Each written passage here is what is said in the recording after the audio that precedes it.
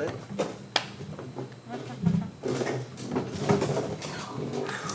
Good evening. I'd like to call this meeting to order. Gavel, so please join me in the pledge. I pledge allegiance to the flag of the United States of America and to the republic for which it stands, one nation, under God, indivisible, with liberty and justice for all. Tonight, the only business we have on the agenda is to replace the vacant seat left by Ms. Varner. There were 6 applications or 6 letters that were received into central office. Those applying were Dr. Clark Armstrong, Mr. Michael O'Donnell, Mr. Michael Donnell, Mr. Carter Fox, Ms. Kristen King, and Mr. Brad Shepard, and Ms. Leanne Thompson. I now will accept nominations for the board for the vacant seat. If we do it that way, Brian, does that mean that we have to have a nomination, then discuss that person, and then vote before we can move on and entertain other nominations? From what I understood by the policy, that we nominate, and then like anything else, if it does not get a second nomination, then that person would die. We would then have discussion or something at that point, as needed. So in other words, we have to focus on just one candidate at a One time. at a time, or if we can nominate more than one? Well, we only need to choose one when it comes down to it, so I would hope that everyone would have picked. Just for public knowledge, the nominations closed last Tuesday afternoon at noon. I picked the packet up that evening, and I sent the board members everyone's letter on Wednesday morning. So the board members have had a few days to review those, so hopefully everyone's kind of chosen a candidate that they feel is the person that should fill the seat and join the board until the April election. But what if we disagree? That is what we're going to see. Yeah. If we disagree, then if we can't reach a quorum tonight, then we will table this and revisit it then on Thursday I'm at sure the we next can come meeting. to some kind of agreement. My only question is, so if I start out by saying, here's a person, then does that mean we have to just discuss that person's merits before we could even move on to anybody else? So discussing someone's merits would be through the letter that they wrote, not necessarily things that we've recovered or uncovered or But done. usually in an election, you would nominate 1, 2, 3, or 4, then take a vote. That is not the way the policy reads, That's not the way though. the policy reads? Yes. I read it, but I didn't. Well, it doesn't necessarily go into detail about how the process should work, but we do everything else by nominations. Well, but So Robert's- that's what I assumed, that we would do Robert's, everything. that would be that. Robert's Rule of Order, we would have gone 1, 2, 3, 4. Right. If everybody wanted to nominate someone, if they got a second, They would go, we could call a yes. vote, and we could vote them all 4 or And 5. in this situation, if Aaron nominates someone and that person fails to get a second, then that motion would die. If that person gets a second, then we would vote. If a quorum's not reached on that person, then we would go back with another All right, nomination. then she could bring her. And then that person technically could come back at a later point if Okay. two other ones died. If you make it work, brother. All right. I'll So- start. Yes, sir. Can I start? Yes, sir. I read them pretty good. There's some of them that I think would make very good, but one of them really stood to me, and that was that Brad Shepard. Shepard, him. And I'm gonna tell you, I was very well impressed with the ex-military in him, which shows me he has integrity for sure. So I'd like to nominate him. Yeah, I got down, well, it's not discussion yet. So he just needs a second. Is there a second? I would second Brad. Okay.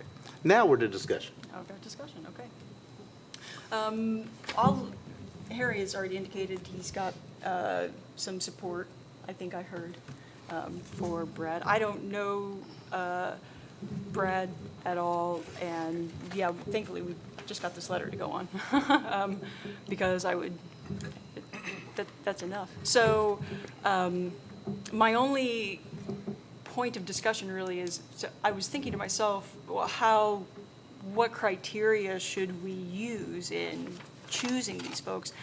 And my thought was, okay, well, the thought that I kept coming back to was, instead of choosing somebody just based on my interests and thoughts and values and such, what if I look at this in terms of the election and the person who got elected. So was there a person in this stack of letters who seemed to reflect, if nothing else, Christie's demographic or background or interests? It's hard to say because we're talking about people and people's, I don't want to say that Christie is like any one individual of these people, but that was my approach. So I immediately gravitated to the women in the stack because that's probably the first thing to notice about Christie. And I thought about, okay, the women who wrote letters here mentioned their families, and Christie's family also went through the public school system. And then I thought about, okay, well, so if we can, demographically, there's that. I think that would be an argument to pick one of the women. And that would be my only reason not to vote for Brad Shepard, for Mr. Shepard, or anybody else, is just trying to say, okay, well, is there somebody here who resembles various aspects of what the electorate might have been trying to bring to the board with her election? I could see that thought process. I would also hope that we took people as the entire body, and Christie as well as the body of her work. Right. I hate to say that I wouldn't look at them male or female, or very ambiguous, but that's how I looked at it, as qualifications.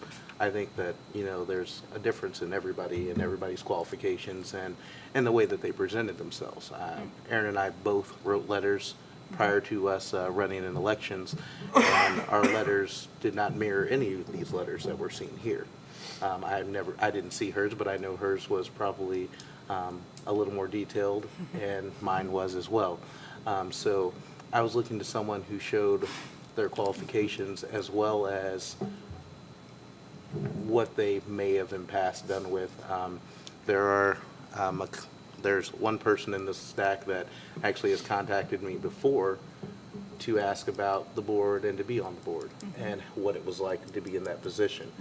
So that showed some forethought to me, and then circling back into this. But as I said, we have to look on these on the face value, what was shown. And we all have different processes. We're 6 people, 6 different ways to come to decisions. That's So, why I bring yeah. it up, so that we can have that conversation, right?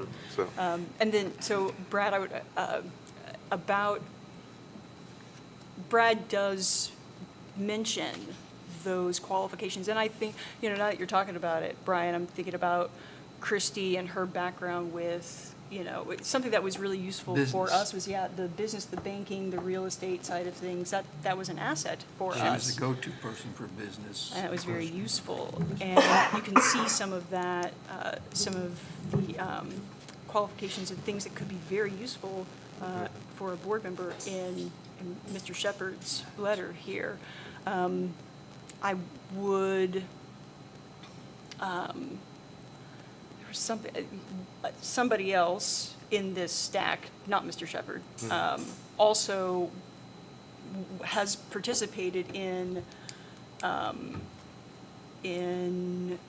board activity, Or school activity. who, this person was working on a committee, a board committee that Mr. Schulte was running. So that person had that experience too, but it didn't show up in the letter, right? So it's almost unfair to bring it up now, and which is why I won't assign it to a name specifically. But something else to piggyback off of what you just said, Brian. I was thinking too about who here can say in this letter, right? I've got interests that reflect what the board is working for. Like, I know we've been talking a lot about facilities lately and coming back to school, and making post-pandemic life something that students can feel engaged about. And for those who are supporting Mr.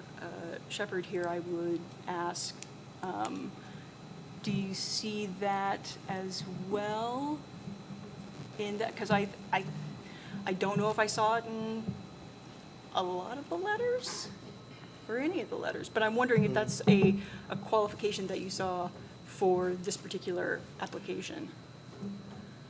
That if I saw? Oh, anybody, I'm just opening it up, Oh. especially for folks who are saying, hey, this might be a person we want to support. Yeah, Deb made them a nomination.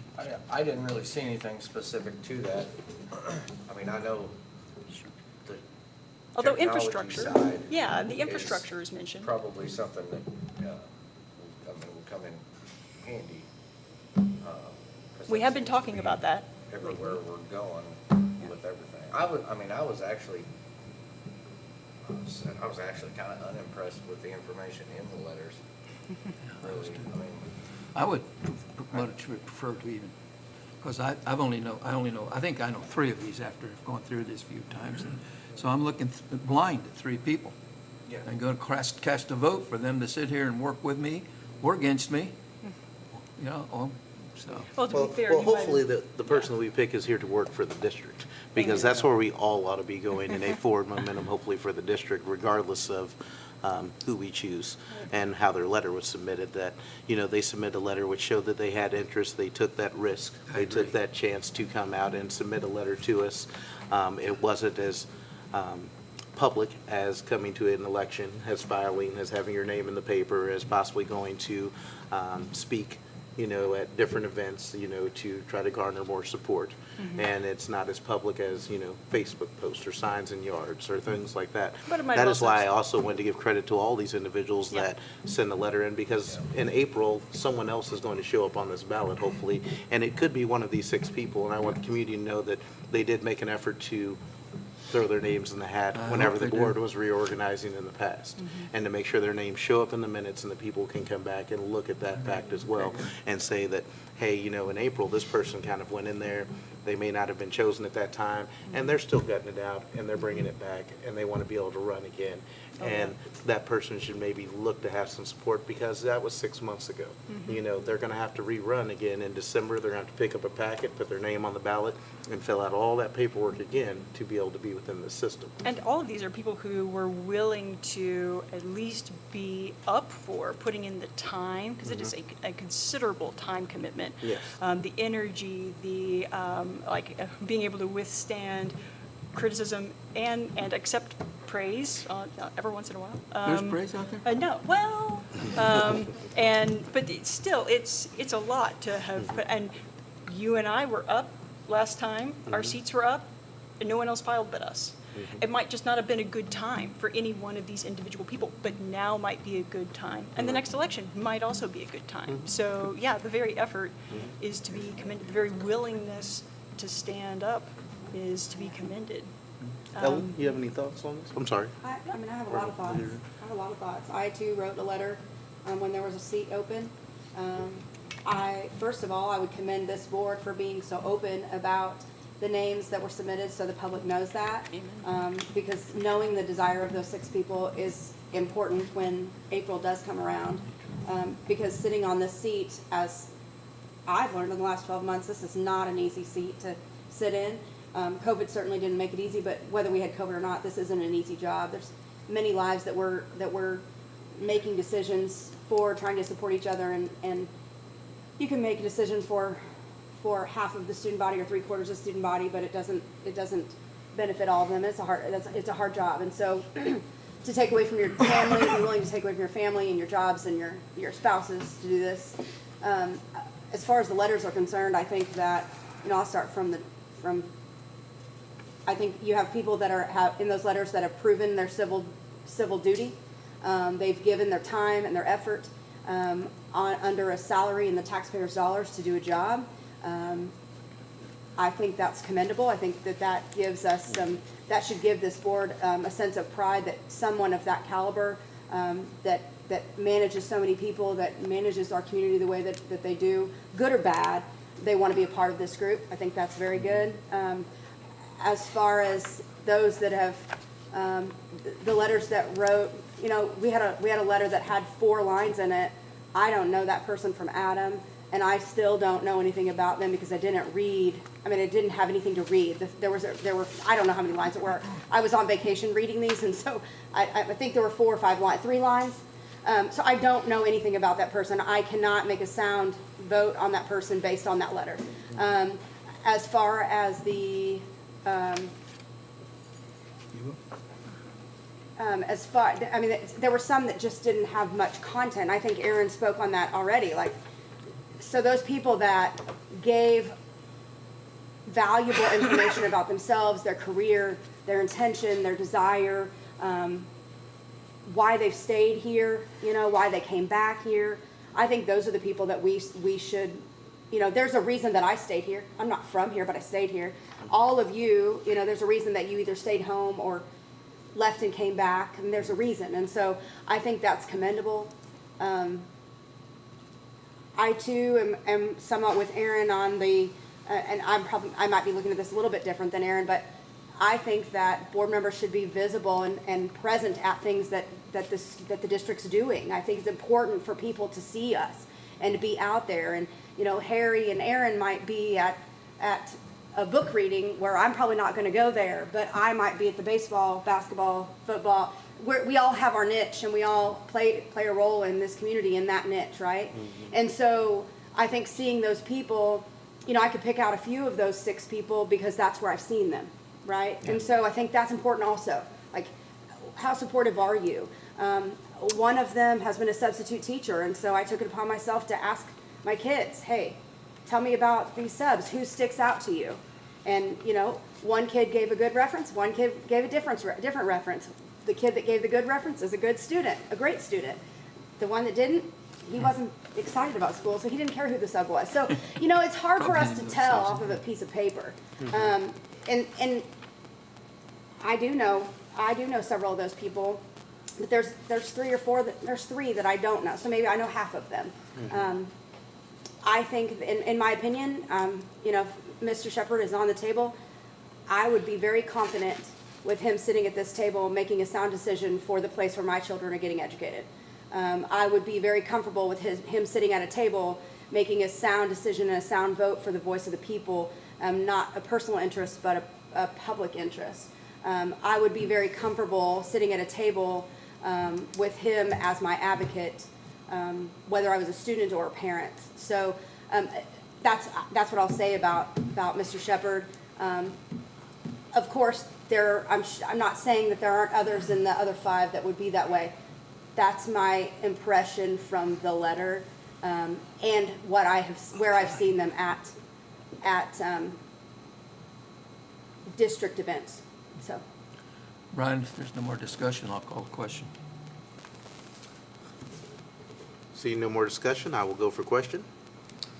All those in favor of Mr. Shepherd, please say aye. Aye. Aye. Aye as well. awesome. That seems that was a 6-0 vote by us on the current board. So, congratulations to Mr. Shepherd. He will be joining us. I will be calling you after this meeting because I would like to sit with you and go over some things tomorrow, because you will be expected to be at our meeting hopefully Thursday night and be sworn in at that time, and you will be a voting member of this board at that time. So Yeah, you I'm gotta bring going to snacks. go over the packet of materials hopefully with you. To the other people who put their names in, please do not be overly discouraged that necessarily you weren't chosen tonight. Yeah, There will be sure. a public election in April, of which 3 of these seats will be open. I believe Mr. Harper's seat will be open, Mr. Carroll's seat will be open, and then Yes. this seat that we're filling tonight will be opened in the next election by policy, because that person is named by the board but not by the community. So half of these people that are still in this stack could still be replacing people up here. I hope someone So- will file, I really do. If Mr. Shepherd would like to stop at the central office, I'll give him the packet that we give to candidates and new members. Okay. Mr. Shepherd, if you'd like to call central office tomorrow morning, you're welcome to get the packet. I will be calling out to you tonight if I'm able to locate your contact information or if it's contained in your letter. I don't remember right now. There's no other business before this board at this time. Move to adjourn. Second? All those. All those in favor? Aye. Opposed? Thank you for your night.